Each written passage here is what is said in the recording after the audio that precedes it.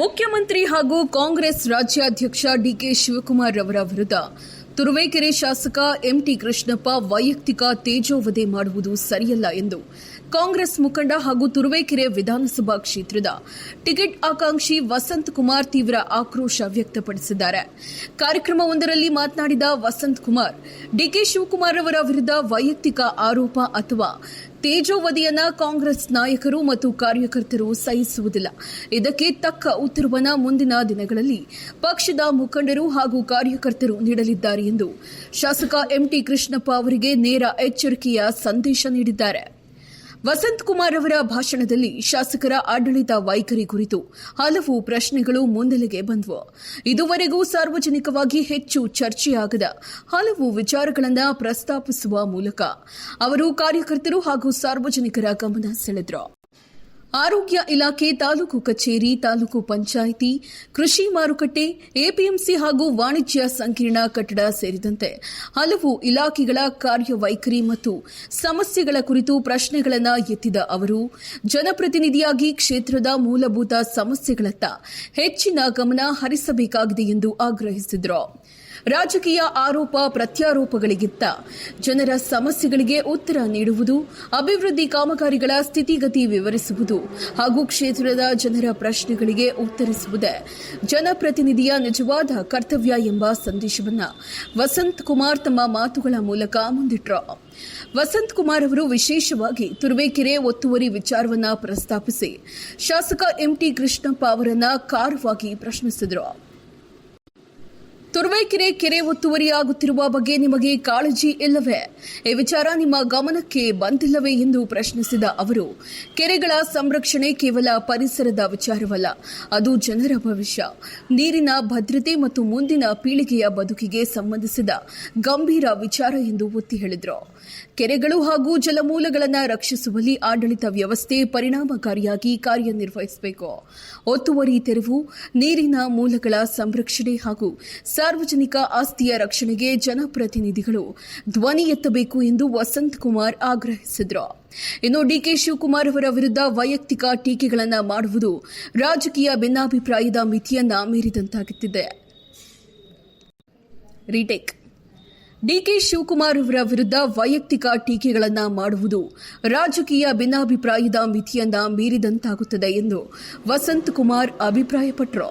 DK Shivakumar ಅವರು ಕಾಂಗ್ರೆಸ್ ಪಕ್ಷದ ಪ್ರಮುಖ ನಾಯಕರಾಗಿದ್ದು, ರಾಜ್ಯದಲ್ಲಿ ಪಕ್ಷದ ಸಂಘಟನೆ ಹಾಗೂ ಆಡಳಿತದ ವಿಚಾರಗಳಲ್ಲಿ ಪ್ರಮುಖ ಜವಾಬ್ದಾರಿ ಹೊಂದಿದ್ದಾರೆ. ಅವರ ವಿರುದ್ಧ ಯಾವುದೇ ರಾಜಕೀಯ ಟೀಕೆಗಳಿದ್ರೆ ಅದನ್ನ ವಿಚಾರಾಧಾರಿತವಾಗಿ ಮಾಡಬೇಕು. ವೈಯಕ್ತಿಕ ನಿಂದನೆ ಅಥವಾ ತೇಜೋವಧಿಯ ರೀತಿಯ ಹೇಳಿಕೆಗಳನ್ನು ನೀಡುವುದು ಸೂಕ್ತವಲ್ಲ ಎಂಬ ನಿಲುವನ್ನು ವಸಂತ್ ಕುಮಾರ್ ವ್ಯಕ್ತಪಡಿಸಿದರು. ವಿಚಾರಗಳಿಗೆ ವಿಚಾರಗಳಿಂದಲೇ ಉತ್ತರ ಕೊಡಬೇಕು. ವೈಯಕ್ತಿಕ ದಾಳಿ ರಾಜಕೀಯ ಸಂಸ್ಕೃತಿಯ ಭಾಗವಾಗಬಾರದು ಎಂಬ ಸಂದೇಶವನ್ನು ನೀಡಿದರು. ಈ ಸಂದರ್ಭದಲ್ಲಿ ಎನ್ಆರ್ ಜಯರಾಮಣ್ಣ, ಪ್ರಸನ್ನ ಕುಮಾರ್, ಲಕ್ಷ್ಮೀದೇವಮ್ಮ, ಸಿಎಸ್ ಮೂರ್ತಿ, ಕಡೆಹಳ್ಳಿ ರಂಗಸ್ವಾಮಿ, ಕೋಳಾಲ ನಾಗರಾಜ್, ಶಿವರಾಜಣ್ಣ, ಶಶಿಧರ್, ನಂಜುಂಡಪ್ಪ ಸೇರಿದಂತೆ ಹಲವು ಮುಖಂಡರು ಹಾಗೂ ಕಾರ್ಯಕರ್ತರು ಉಪಸ್ಥಿತರಿದ್ದರು. ಕಾರ್ಯಕ್ರಮದ ರೂವಾರಿಯಾದ ಗುಡ್ಡೇನಹಳ್ಳಿ ಗವಿರಂಗಪ್ಪರವರು ಉಪಸ್ಥಿತರಿದ್ದರು.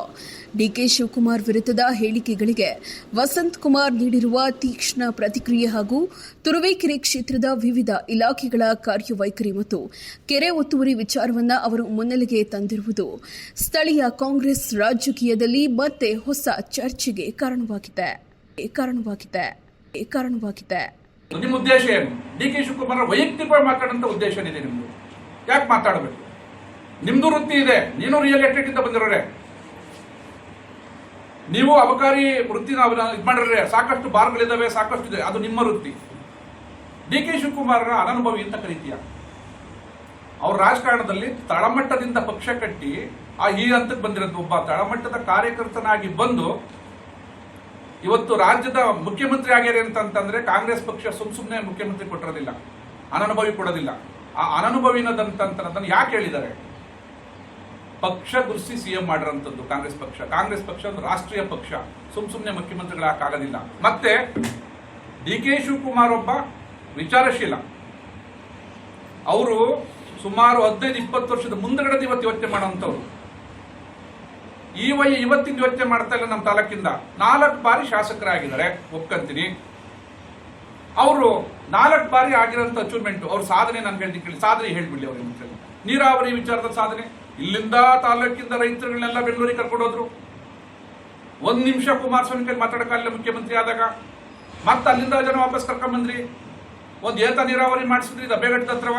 ಇವತ್ತು ಏತ ನೀರಾವರಿ ಅದು ವರ್ಕ್ ಆಗ್ತಾ ಇಲ್ಲ, ವೈಜ್ಞಾನಿಕವಾಗಿಲ್ಲ, ನೀರು ಬೀಳ್ತಾ ಇಲ್ಲ.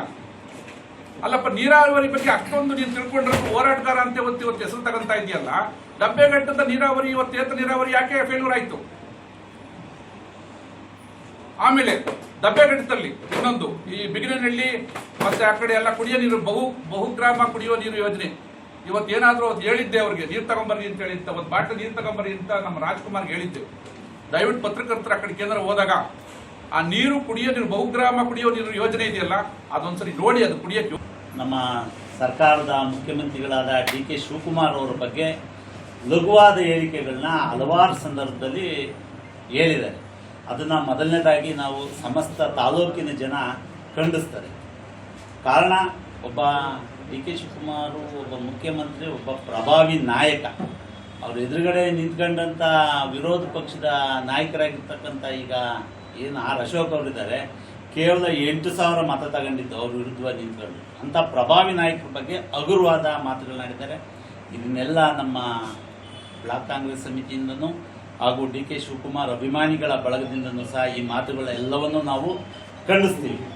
ನಿನ್ನೆ ಅವರೊಂದು ಪ್ರೆಸ್ ಮೀಟ್ ಮಾಡಿದ್ದಾರೆ, ಬಹಳ ಒಂಥರ ಬಾಲಿಶವಾದ ಹೇಳಿಕೆ, ಹಾಸ್ಯಾಸ್ಪದ.